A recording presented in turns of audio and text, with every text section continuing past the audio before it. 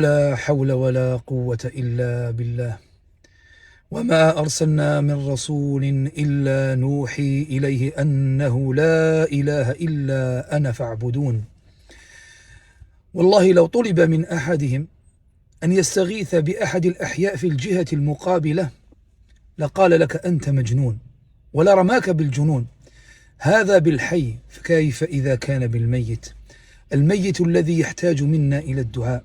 الاستغاثة بالميت هي ضرب من ضروب الشرك، وصرف عبادة من العبادات الخاصة بالله عز وجل إلى ما سواه من دونه من المخلوقات هو الشرك بعينه.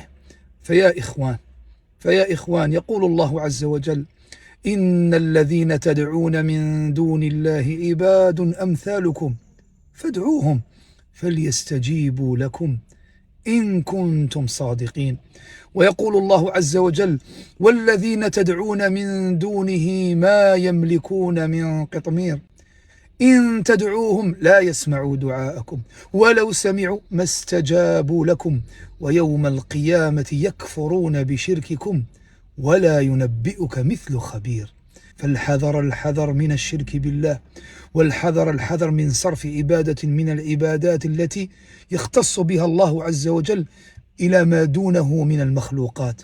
فإن الله عز وجل قال لنبيه: وإذا سألك عبادي عني، لم يقل قل يا محمد، بل قال: فإني قريب أجيب دعوة الداعي إذا دعان فليستجيبوا لي وليؤمنوا بي لعلهم يرشدون.